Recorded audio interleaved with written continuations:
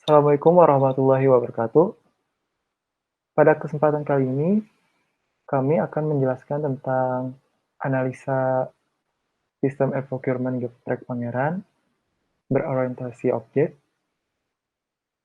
Pertama, saya akan memperkenalkan diri. Yang pertama, saya sendiri, Wandi Irwansyah Zakaria. Kemudian ada Rizky Hardiana dan juga Dwi Saputra. Kita mulai presentasinya.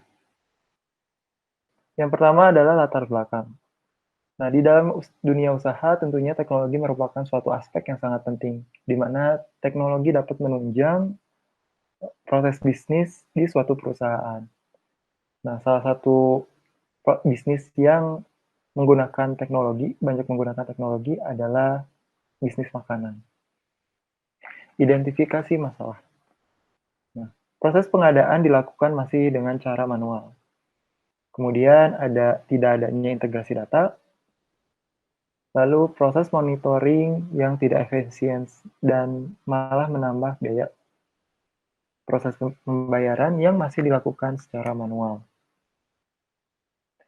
Kemudian terdapat rumusan masalah, seperti apa proses procurement dijalankan di Geprek Pangeran selama ini. Kemudian apa rancangan e-procurement yang sesuai dengan kebutuhan perusahaan sehingga mempermudah proses pengadaan barang dan perusahaan ayam geprek Pangeran ini. Yang terakhir, bagaimana membangun sistem e-procurement yang aman dan menyajikan data yang akurat. Nah, dalam informasi manajemen stok ayam geprek Pangeran ini terdapat batasan masalah. Yang pertama, tidak meliputi penjualan makanan, tidak meliputi proses reporting keuangan, dan tidak meliputi sistem retur. Nah, untuk selanjutnya akan dijelaskan oleh Dwi Saputra. Waktu dan tempat saya persilahkan. Baiklah, terima kasih Kang Mondi. Di sini saya akan menjelaskan tentang inception secara garis besarnya saja. Jadi inception sendiri ini merupakan tahap untuk mengidentifikasi sistem yang akan dikembangkan. Aktivitas yang dilakukan pada tahap ini antara lain mencakup analisis sistem existing, perumusan sistem target, penentuan arsitektur global target, identifikasi kebutuhan, perumusan persyaratan, di antaranya ada fungsional, performansi, keamanan, dan lain-lain. Kemudian perumusan kebutuhan pengujian antara lain level unit, integrasi, sistem, performance, fungsionalitas, keamanan, dan lain-lain. Di tahap inception ini sendiri kita kan udah mulai melakukan sebuah desain atau mendesain sebuah UML diagram dan pembuatan dokumentasi.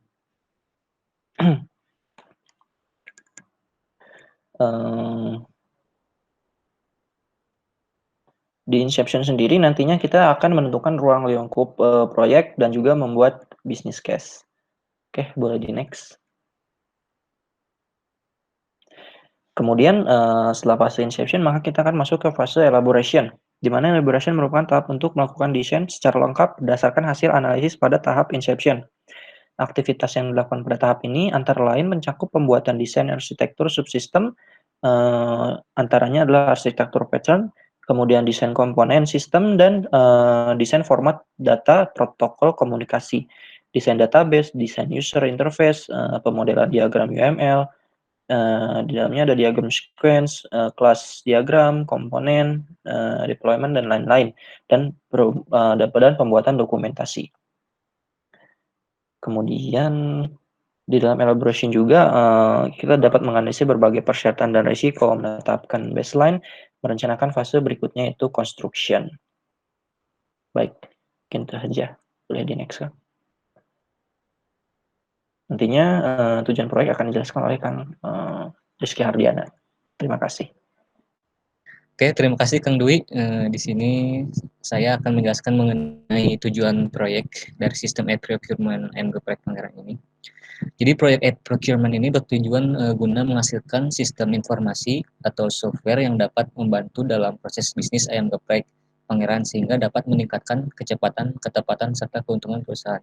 Jadi yang kita tahu di ayam geprek Pangeran ini sistemnya masih manual, jadi tidak menggunakan sistem aplikasi dan sebagainya. Oke, bisa di next Kang Wandi. Oke, jadi di sini terdapat pembagian kerja tim ya, di mana pada bagian ini diisi dengan penjelasan kerja tim, menguraikan tujuan dari subbab ini dan menjelaskan dapat dideskripsikan dengan menggunakan tabel di samping. Nah, untuk tabel pembagian kerja timnya bisa dilihat pada tabel di samping. Oke, next kan.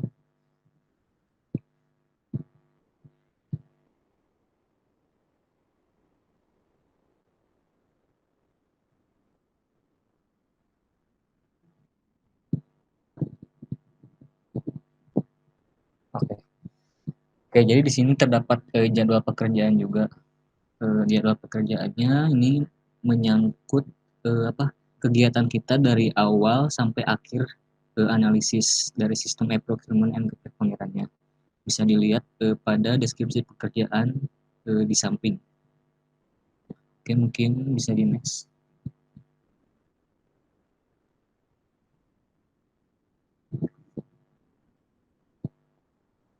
Oke, untuk selanjutnya untuk mendefinisikan model bisnis akan dijelaskan oleh Kang Wandi.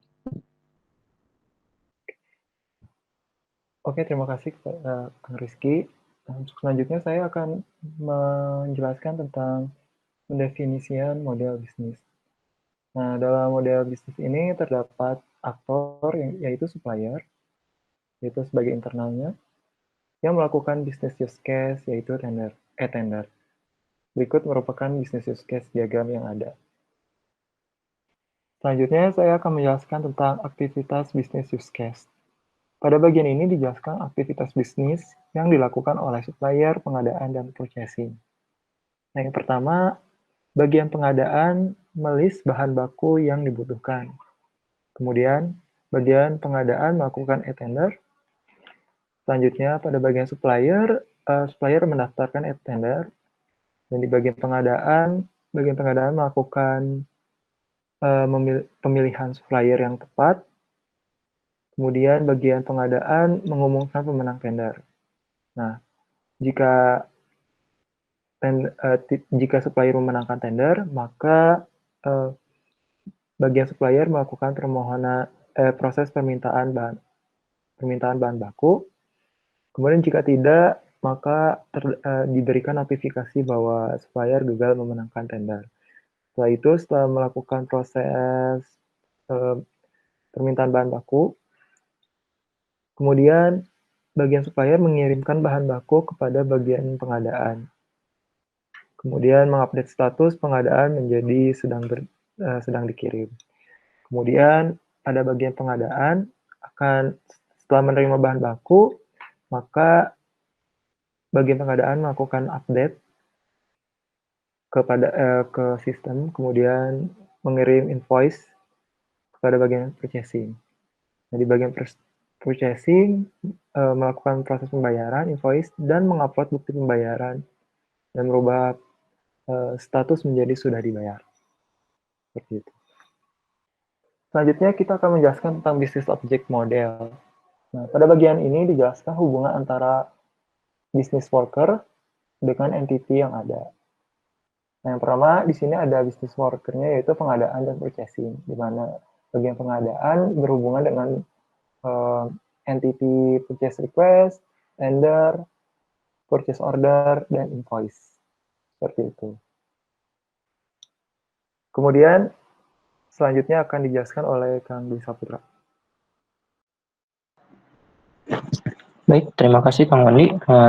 Di sini saya akan menjelaskan fitur-fitur utama perangkat lunak. Pada bagian ini jelaskan fitur-fitur apa saja yang ada pada perangkat lunak yang kami buat. Mungkin yang pertama itu ada fitur login. Seperti biasa fitur login hanya untuk mengakses aplikasi tersebut agar para aktor dapat menggunakan aplikasi tersebut. Kemudian ada fitur registrasi di mana nantinya aktor-aktornya akan mendaftarkan akun untuk dapat melakukan login. Kemudian ada fitur manajemen data, ada fitur sorting dan filtering, ada fitur tracking, fitur attender, dan fitur notifikasi. Mungkin untuk lebih jelasnya dapat dilihat di tabel ini. Kemudian juga ada fitur logout dan juga fitur pembayaran.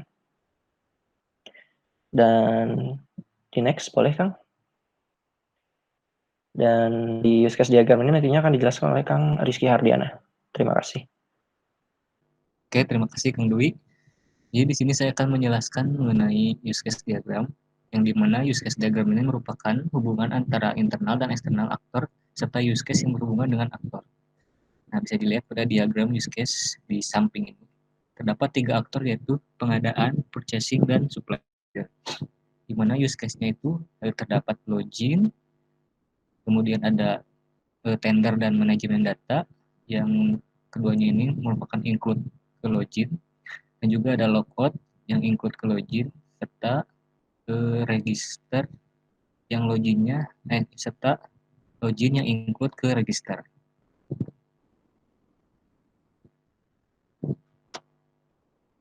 Oke, untuk berikutnya akan dijelaskan mengenai skenario use case yang akan dijelaskan oleh Kang Wandi. Oke, terima kasih kepada Kang Rizky Hardiana. Nah, untuk kali ini kita akan membahas tentang skenario use case. Pada bagian ini akan dijelaskan tentang flow suatu use case.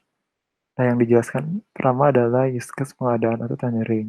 Nah, bisa dilihat di sini ada beberapa bagian, yaitu ada aksi user dan juga reaksi sistem, di mana aksi user yaitu suatu aksi yang dilakukan oleh user, sedangkan reaksi sistem merupakan reaksi yang diberikan atau yang ditunjukkan oleh sistem. Nah, untuk use case pengadaan bisa dilihat di tabel di berikut ini.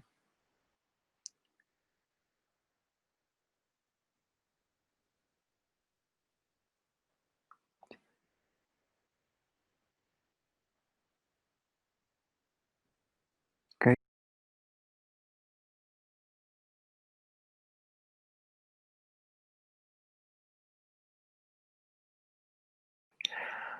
Oke, selanjutnya adalah use case login dan logout. Nah, bisa dilihat bagaimana flow user dan sistem dalam melakukan proses login dan logout. Selanjutnya use case manajemen data, yang di sini terdapat aksi user dan reaksi, kemudian ada alternatif kondisi dan sebagainya. Bisa, jika ingin detail, bisa dilihat di tabel berikut ini. Oke, Oke, selanjutnya akan dijelaskan oleh Kang Dwi Saputra. Baik, terima kasih Kang Wandi. Di sini saya akan menjelaskan tentang daftar kebutuhan. Pada bagian ini dijelaskan kebutuhan sistem yang harus ada dalam perangkat lunak yang akan kami buat. Dapat dilihat di sebelah kanan ada sebuah tabel, yaitu tabel daftar requirement. Di sini memuat nomor kelas analisis, nama kelas analisis, dan juga deskripsinya itu sendiri. Untuk lebih jelasnya dapat lihat di tabel yang ada di sebelah kanan ini sampai ke bawah. Oke, boleh di next, Kang.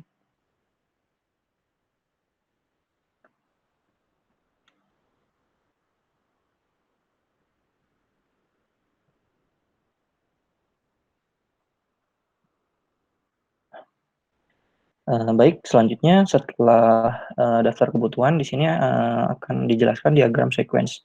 Dan diagram sequence adalah diagram sequence oke. Entity, boundary, control, entity. Baik, setelah daftar kebutuhan di sini akan dijelaskan diagram sequence. Diagram sequence adalah diagram interaksi yang menggambarkan interaksi antar objek yang terurut berdasarkan waktu. Pada bagian ini menggambarkan diagram sequence pada sistem ini dan penjelasannya. Baik, di sebelah kanan sudah ada diagram sequence-nya. Di sini sequence diagram proses pengadaan.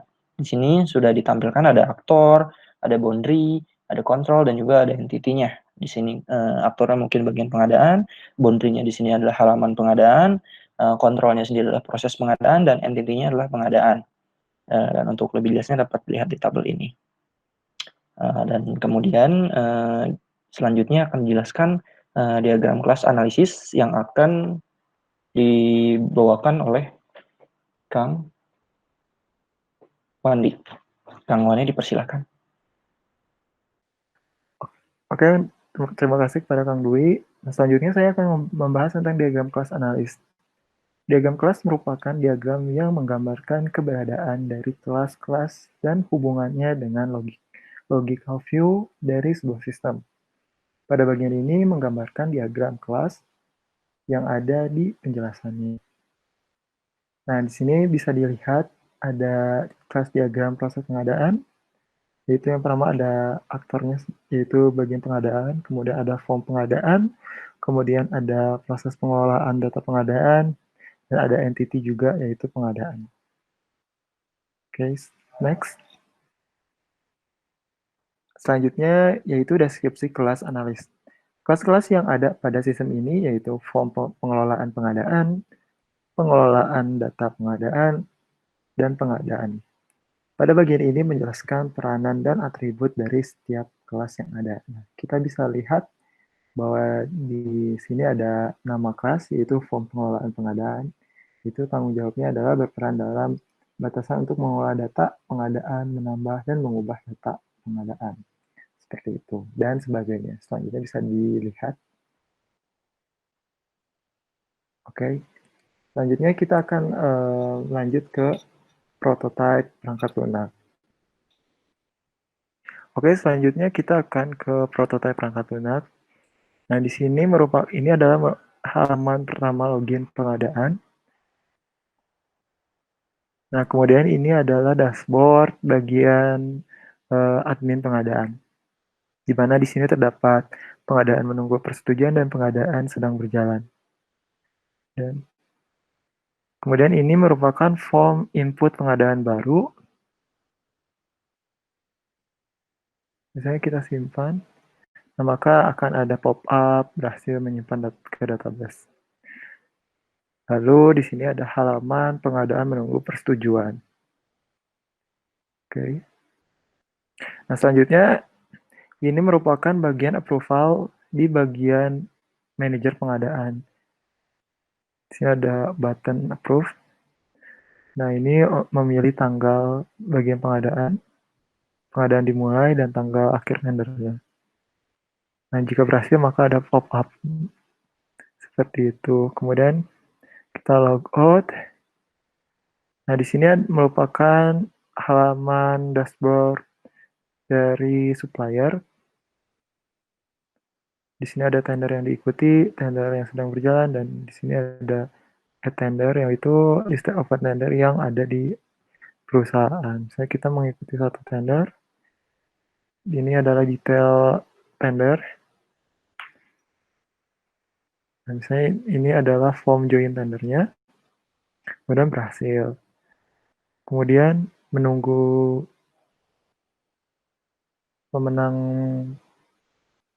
pemenang ini statusnya menjadi menunggu pemenang. Apa membeli makan gitu? Ini kan COVID lagi. Oh, harus dipilih nama dia. Iya. Apa sih? Ya udah. Ini benar-benar tidak, ya mah nggak lama. Kepotong tadi lo. Kenapa? Ini aja di sini pas lagi aku. Nah, ini merupakan halaman supplier. Ini terdapat tender yang diikuti dan tender yang sedang berjalan. Yang tadi sudah kita join, yaitu menunggu, statusnya menjadi menunggu pemenang. Setelah log out, kemudian ini merupakan proses di mana bagian pengadaan melakukan proses pemilihan supplier. Nah, bisa compare, lalu misalnya memilih ini menjadi tender. Jika sukses, maka menunggu pemasokan. Nah, di bagian supplier ini terdapat pemberitahuan bahwa dia telah memenangkan tender. Bisa diklik detailnya. Nah, misalnya dia sudah mulai proses pemasokan, maka akan proses pemasokan akan dimulai.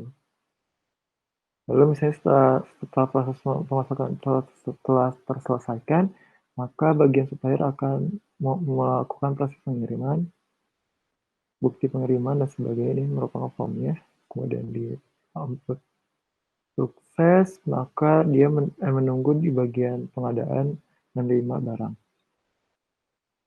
Nah, di bagian penerima ini adalah proses mengkonfirmasi bahwa barang telah diterima. Seperti itu, kemudian kita bisa lihat, bisa logout, menunggu proses pembayaran. Nah, di sini ada bagian purchasing di mana ada notifikasi bahwa bagian pengadaan ayam geprek 29 menunggu pembayaran. Akhirnya misalnya ini proses pembayaran, ini menggunakan payment gateway misalnya. Selanjutnya, nah ini untuk flow bayar menggunakan transfer manual. Ini input bukti pembayaran dan pembayaran pasti dikirim. Maka pengadaan telah dibayar dan selesai. Maka pengadaan pun telah selesai. Mungkin untuk presentasi prototype sampai tadi saja. Yang selanjutnya kita akan menjelaskan tentang diagram kelas perancangan yang akan dijelaskan oleh Kang Rizky Hardiana. Silakan Kang Rizky Hardiana. Oke. Diagram kelas perancangan ini merupakan kelas desain atau kumpulan objek-objek dengan dan yang mempunyai struktur umum, behavior umum, relasi umum, dan semantik atau kata yang umum. Nah, kelas-kelas ini ditentukan atau ditemukan dengan cara memeriksa objek-objek dalam sequence diagram dan collaboration diagram. Nah, di sini kita bisa lihat ada 6 kelas perancangan, yaitu user, pengadaan, bahan baku, supplier, invoice, dan tender. Di mana di dalam kelas perancangan user ini terdapat atribut username, password, dan level, serta mempunyai method atau operation login, edit user, logout, view data user, serta delete data user. Nah, untuk selanjutnya di kelas perancangan pengadaan itu kita ada ID pengadaan, nama admin pengadaan, ID bahan baku, serta ID tender, di mana mempunyai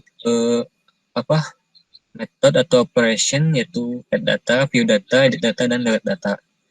Nah, selanjutnya ada kelas perancangan bahan baku, di mana bahan baku ini mempunyai atribut ID bahan baku, nama bahan baku, harga bahan baku, serta stok, dan method atau operation-nya sama dengan kelas perancangan pengadaan. Selanjutnya ada supplier, di mana supplier ini memiliki atribut ID supplier, nama supplier, serta ID pengadaan, dan mempunyai metode atau operation yang sama dengan bahan baku dan pengadaan. Nah, selanjutnya ada kelas perancangan tender, di mana kelas perancangan tender ini mempunyai atribut ID tender, status tender, ID supplier, tanggal mulai tender, serta tanggal berakhir tender, dan mempunyai operation dan metode yang sama dengan bahan baku pengadaan dan supplier. Serta yang terakhir ada invoice, di mana invoice ini memiliki atribut ID tender, harga bahan baku, stok, dan total harga, dan mempunyai operasi dan metode yang sama dengan keempat kelas perancangan tadi. Terima kasih. Baik, terima kasih untuk Kang Rizky. Kemudian akan dijelaskan tentang deskripsi diagram kelas perancangan yang akan dijelaskan oleh Kang Dwi. Silakan Kang Dwi. Baik, di sini saya akan menjelaskan soal diagram kelas perancangan. Di deskripsi diagram kelas perancangan sendiri, kelas-kelas perancangan pada bagian ini yaitu user, pengadaan bahan baku, supplier, invoice, dan tender akan dijelaskan peranan, atribut, serta metode operation-nya.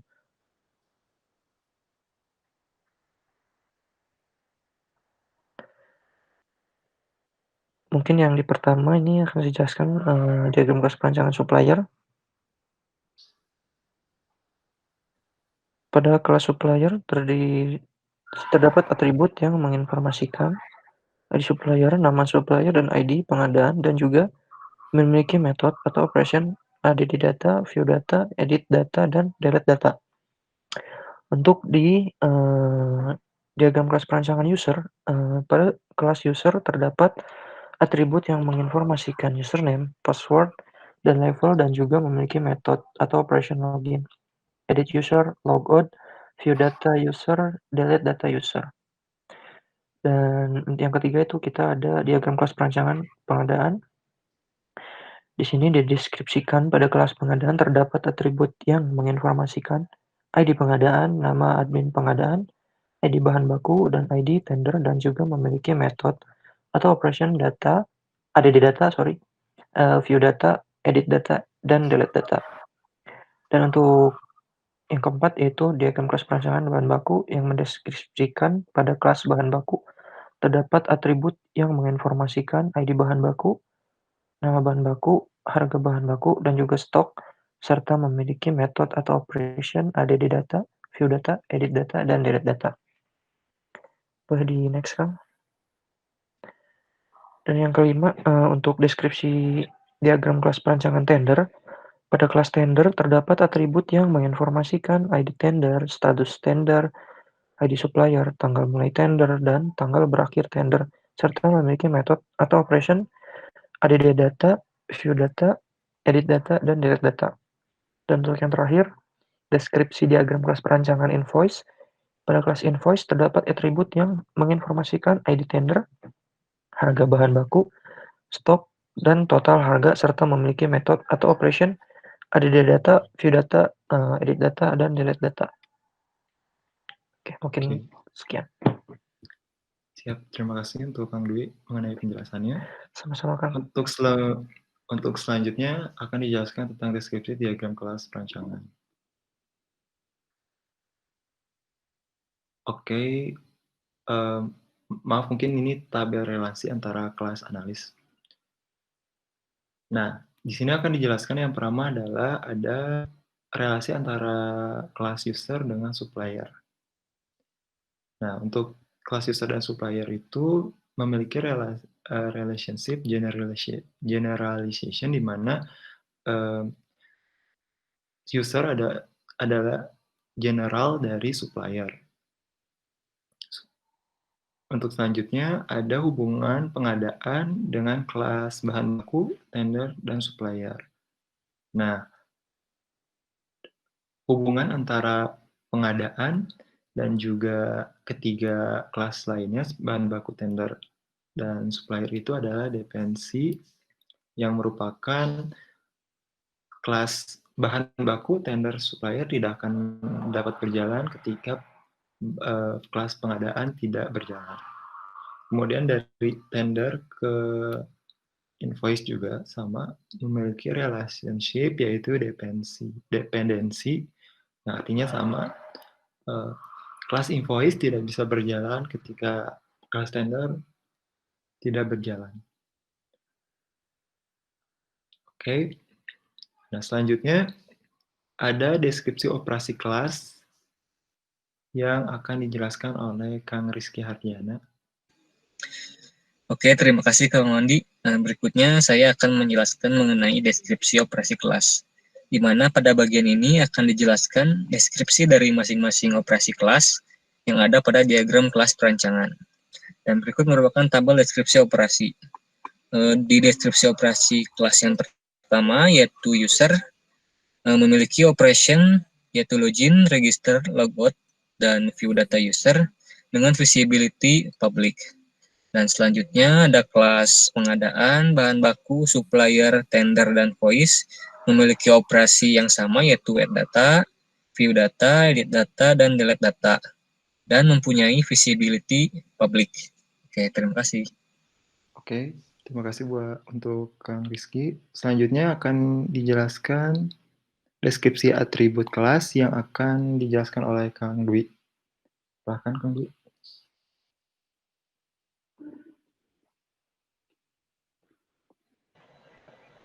Baik, terima kasih Kang Wandi.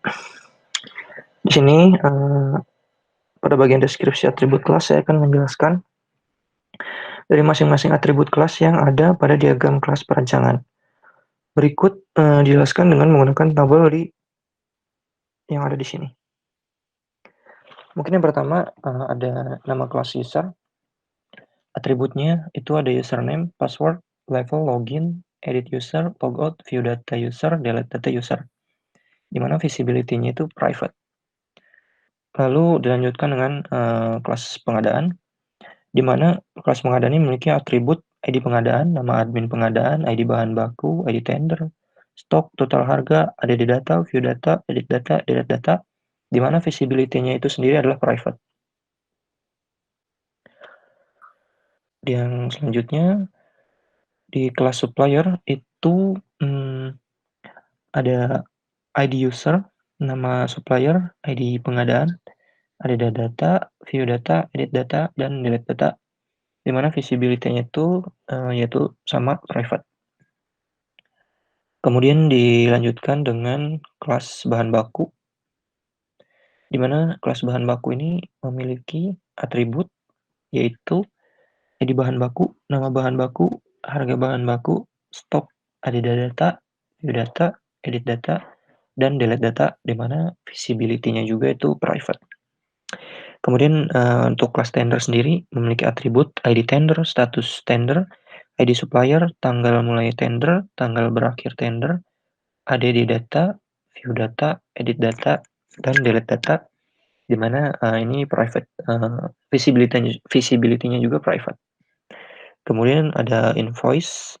Untuk kelas invoice sendiri memiliki atribut ID tender, harga bahan baku, oke, cuma itu aja, dan visibility-nya private. Baik, terima kasih. Oke, terima kasih untuk Kang Dwi.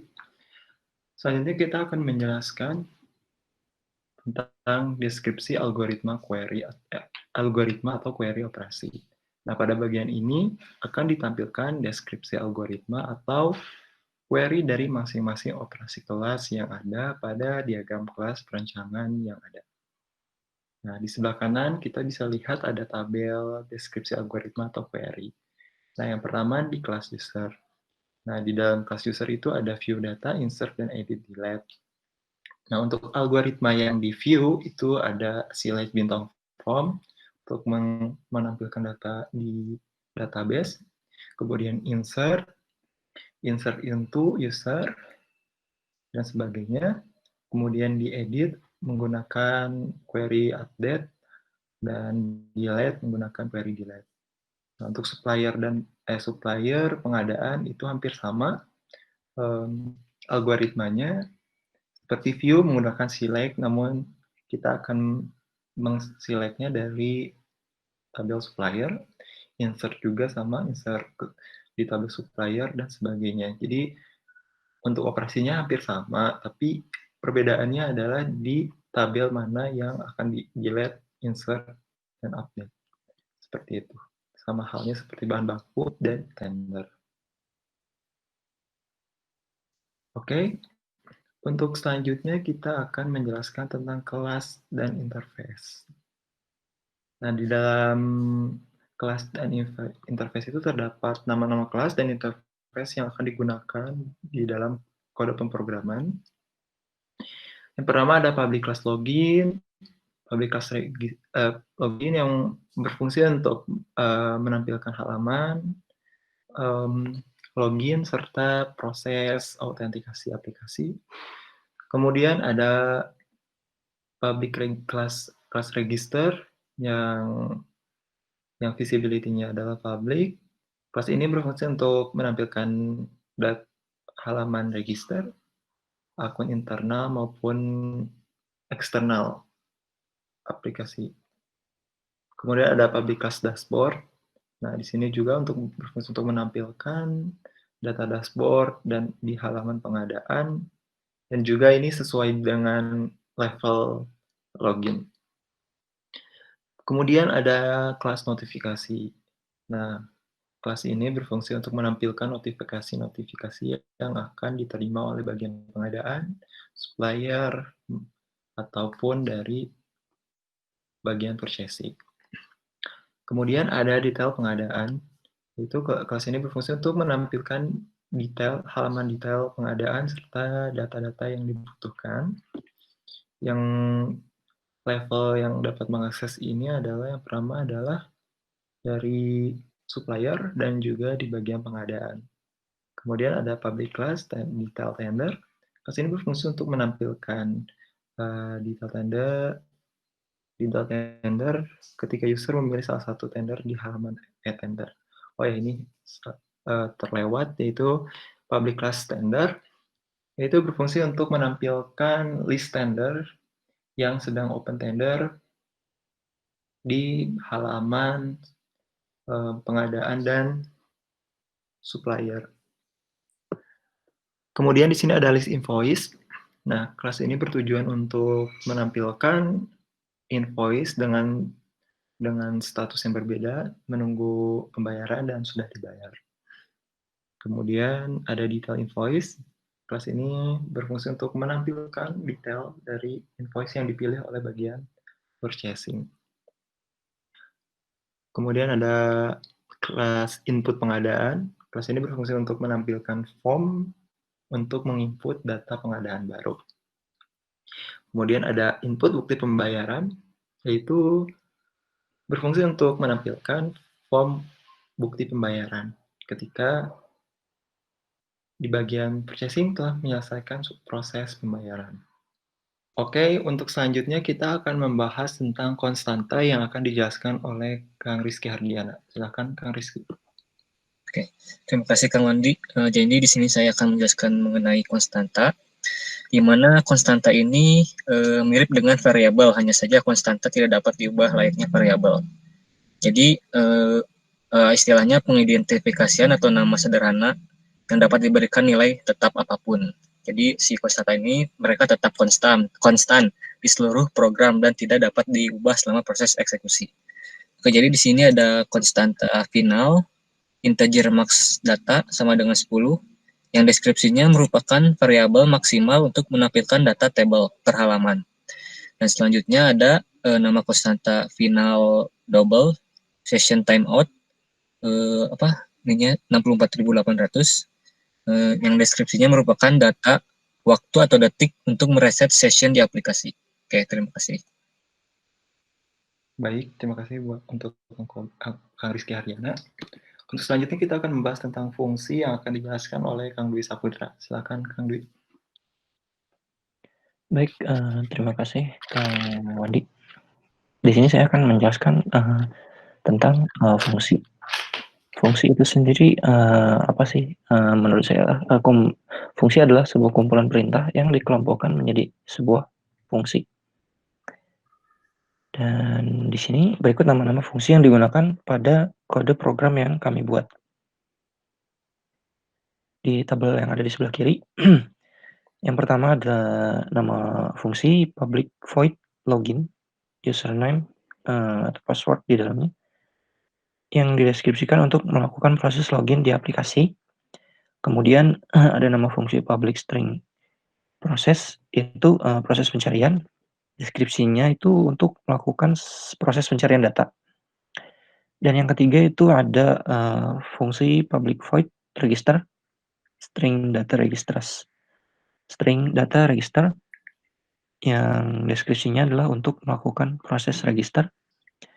Dan yang keempat ada public string get status login, di mana ini untuk mengecek status login. Dan yang kelima itu ada public void submit pengadaan, di mana untuk melakukan proses penyimpanan data pengadaan baru. Oke, mungkin sekian penjelasannya. Terima kasih.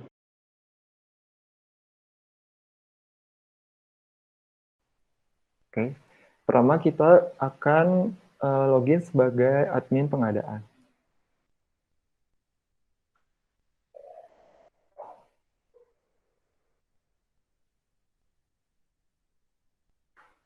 Nah, ini adalah merupakan halaman awal di bagian admin pengadaan.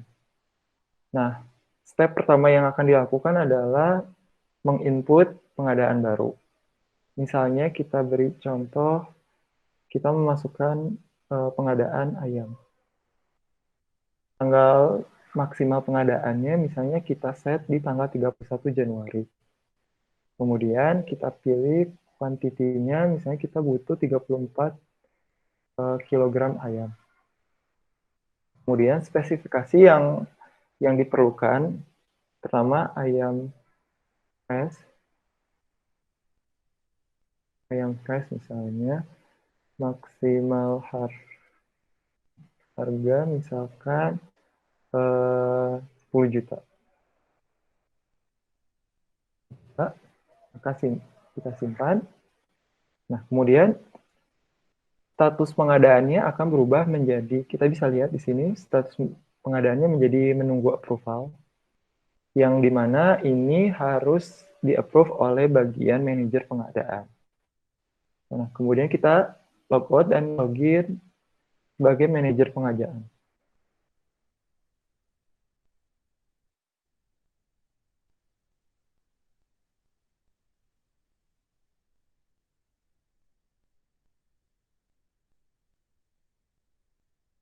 Nah, ini adalah halaman manajer pengadaan. Di sini ada dua bagian, pengadaan menunggu persetujuan dan pengadaan yang sedang berjalan. Nah, kita mulai ke yang tadi, pengadaan ayam 34. Nah, kita approve dengan cara mengklik. Kemudian ketika mengklik akan muncul tombol, ada pop-up tanggal mulai tendernya. Kita isi misalnya di tanggal 1 Januari. Dan juga misalnya kita akhiri, karena kita bisa lihat 31 Januari itu proses pemasokan harus selesai, maka kita misalnya pengumumannya itu di tanggal 20 Januari. Kita simpan, maka ada notifikasi di sini. Kemudian kita lihat di sini menunggu pemenang. Nah, karena di detail di sini kita bisa lihat nama pengadaannya, dan di sini adalah tabel supplier yang mengikuti tender. Karena belum ada, maka datanya masih kosong. Nah, selanjutnya akan di bagian supplier yang akan dijelaskan oleh Kang Dwi.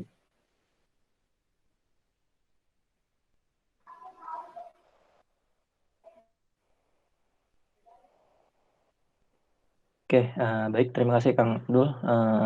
Perkenalkan, nama saya Dwi Saputra.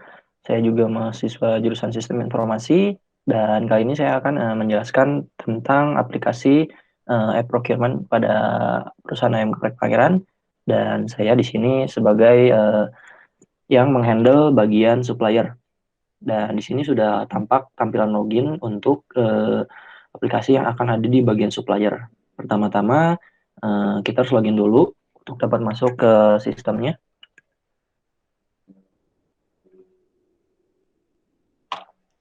Oke, setelah login maka akan langsung tampil halaman utama dari si sistem di bagian supplier ini.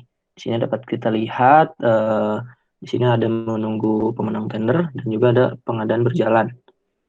Di sini untuk mengikuti tender maka kita langsung klik saja menu tender yang ada di pojok kiri. Nah, di sini juga akan tampil project open tender yang sudah dibuka oleh si ayam geprek Pangeran itu sendiri. Nah, di sini ada ayam yang 34 dan ada spesifikasinya, maka kita langsung aja lihat detailnya. Nah, setelah dilihat detailnya maka akan tampil detail dari pengadaan yang dibutuhkan oleh bagian pengadaan di ayam geprek Pangeran. Dan untuk itu kita sudah melihat spesifikasi yang mereka butuhkan, maka kita tinggal mengikuti tendernya saja dengan mengklik tombol ikuti tender. Setelah diklik, maka akan tampil form join tender, yaitu di mana ada form penawaran dan juga penawaran harga. Nah, di form penawaran ini kita harus melihat juga spesifikasi yang dibutuhkan oleh si ayam geprek tadi ya. Di sini spesifikasinya yaitu ayam fresh maksimal harga 10 juta. Nah, di sini tentunya kita untuk bisa memenangkan tender itu kita kan dilihat juga dari si perusahaan ayam gepreknya apakah sesuai dengan mereka yang butuhkan atau tidak. Nah, di sini kita bisa memasukkan penawarannya dengan sesuai apa yang kita bisa lakukan gitu. Misalkan kita memasukkan ayam fresh gratis 4 kilo, kita memberikan gratis 4 kilo, kemudian harganya kita di 8 juta rupiah. Seperti itu. Ketika sudah mengisi lalu tinggal klik simpan.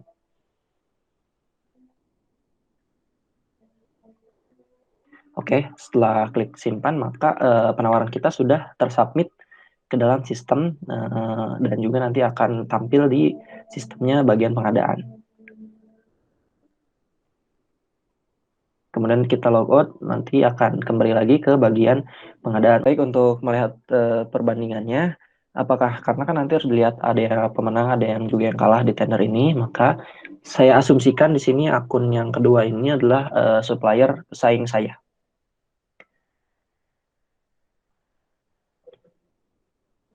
Oke, diulangi saja seperti tadi, ikuti tender, klik menu tender, lihat detail, kemudian klik tombol ikuti tender, dan seperti biasa akan tampil form join tender. Mungkin di sini saya akan ketikkan harga yang lebih mahal, jadi mungkin nanti yang pemenangnya adalah supplier yang satunya lagi, yang memiliki harga lebih murah dan gratis 4 kg. Klik simpan, maka tender akan tersimpan.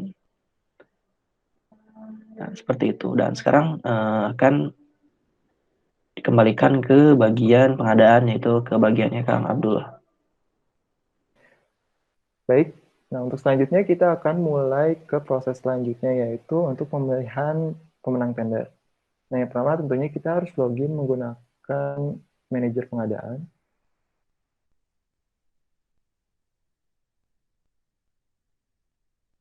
Kemudian, di sini kita bisa lihat di bagian pengadaan sedang berjalan terdapat tender dengan status menunggu pemenang. Nah, kita bisa lihat detail. Nah, di sini ada di bagian bawah terdapat 2 supplier yang mengikuti tender. Nah, misalnya kita asumsikan bagian pengadaan itu mengevaluasi, ternyata PT Sejahtera Bersama ini memberikan gratis 4 kg dengan harga yang lebih murah. Tentunya ini akan menjadi pemenang tender. Kita tinggal pilih menjadi pemenang tender, maka kita bisa lihat statusnya udah menjadi proses pemasokan. Kita bisa lihat. Nah, yang tadi PT Sejahtera Bersama ini menjadi pemenang tender. Seperti itu. Nah, berarti untuk proses selanjutnya, kita akan lanjut ke menunggu bagian supplier mengirimkan barang atau proses pemasukan setelah selesai. Oke, baik. Setelah di bagian Kang Abdullah selesai atau bagian pengadaan selesai, maka kita akan kembali ke bagian supplier. Seperti biasa, kita akan masuk dulu ke sistemnya.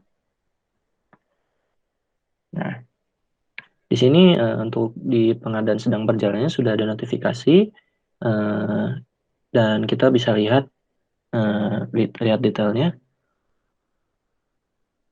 Nah, jadi ceritanya yang untuk supplier saya ini menang dan harus segera melakukan proses pemasokan. Di mana nanti di sini kita akan mulai proses packing, dan lalu setelah proses packing selesai, maka barang akan siap dikirimkan, dan jika ingin mengirimkan barang, tinggal melakukan atau mengklik tombol proses pengiriman.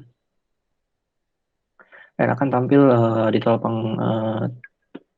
form pengirimannya, dan di sini kita tinggal memasukkan tanggal pengirimannya, kapan kita mengirimkan barang tersebut, kemudian kita akan melampirkan atau mengunggah bukti pengiriman barang yang bisa kita pilih.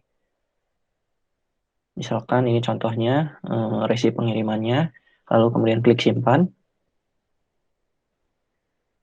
Nah, setelah itu barang telah bisa kita kirim, seperti itu. Jadi nanti tinggal menunggu konfirmasi saja dari bagian pengadaan ketika barang tersebut sudah atau memang sudah diterima oleh bagian pengadaan. Jadi untuk proses selanjutnya akan dikembalikan lagi ke bagian pengadaan atau ke bagiannya Kang Abdul.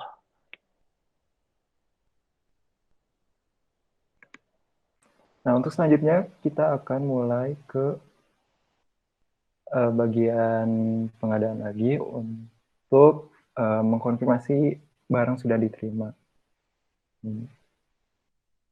Jadi scenario-nya ketika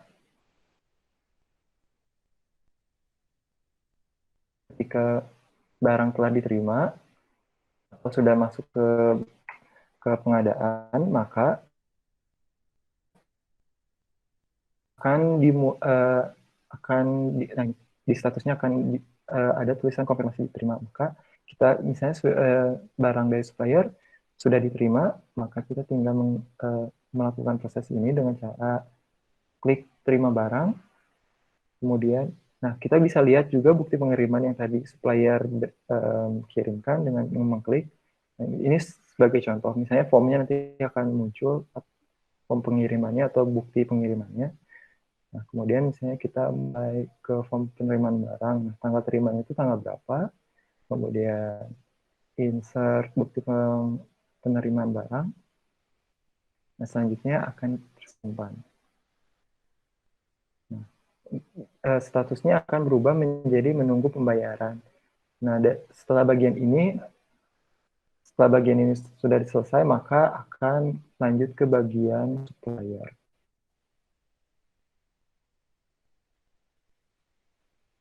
Oke, baik. Untuk itu di bagian pengadaan sudah selesai, yaitu ketika barang sudah diterima, mereka akan mengkonfirmasi dengan mengklik tombol terima barang, kemudian mereka akan input tanggal terima barang dan juga mengupload bukti penerimaan barang. Setelah itu di bagian saya, untuk di bagian supplier, maka notifikasi akan berubah menjadi menunggu pembayaran. Di mana ketika kita klik lihat detail, maka di sini akan tampil bukti penerimaan barang dan juga tanggal penerimaan barang. Dan kita juga bisa melihat bukti penerimaan barangnya berupa, ini contoh saja, tapi nanti yang aslinya akan berupa form penerimaan barang ataupun bukti terima barang. Seperti itu. Berarti ini selanjutnya hanya tinggal menunggu pembayaran dari bagian purchasing. Maka selanjutnya akan dikembalikan atau dilanjutkan oleh bagian purchasing.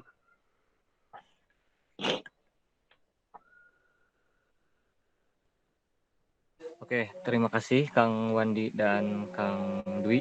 Jadi di sini saya Rizky Ardiana bertugas sebagai bagian purchasing, di mana bagian purchasing ini merupakan salah satu bagian di AMG Pangeran untuk bagian pembayaran itu. Oke, langsung saja. Pertama kita masuk ke aplikasinya, login dan masukkan email dan password. Oke, di sini kita bisa lihat di menu awal bagian purchasing terdapat berbagai macam invoice yang belum dibayar ya. Contohnya saja kita lihat nama barangnya itu ayam. Nah, untuk ayam kita coba diklik saja actionnya untuk melihat. Oke. Nah, setelah klik action, maka di sini untuk membayar bahan baku berupa ayam tersebut, kita tinggal input aja tanggalnya. Klik tanggalnya, kemudian contohnya tanggal 9 bulan 1 2021 misalkan, atau tanggal 30 12 2020. Nah, setelah itu klik choose file dan kita upload bukti pembayarannya. Contohnya saja ini. Oke. Nah, setelah itu kita klik simpan. Nah, maka nanti sistem akan menampilkan notif berupa berhasil melakukan proses upload selesai pembayaran. Nanti akan muncul di bagian invoice sudah dibayar.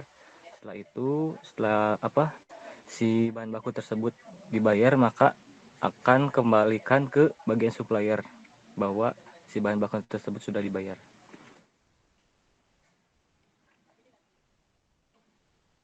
Selanjutnya kita akan melihat bagaimana jika bagian supplier bagian purchasing telah membayarkan. Kita masuk lagi ke manager pengadaan.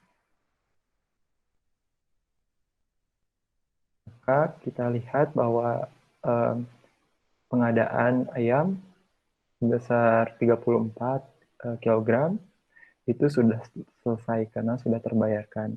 Jadi proses procurement dengan pembayaran telah dilakukan, maka proses pun telah selesai. Oke teman-teman, mungkin segitu aja presentasi dari kami untuk presentasi aplikasi yang telah kami buat. Mohon maaf jika banyak kekurangan dalam pembuatan aplikasi ini, tapi kami berusaha semaksimal mungkin. Dan terima kasih juga untuk rekan-rekan saya, yaitu Kang Rizky Ardiana dan Dwi Saputra yang sudah bekerja sama dengan saya untuk membuat aplikasi ini. Nah, mungkin kami tutup dengan baca Alhamdulillah dan Assalamualaikum warahmatullahi wabarakatuh.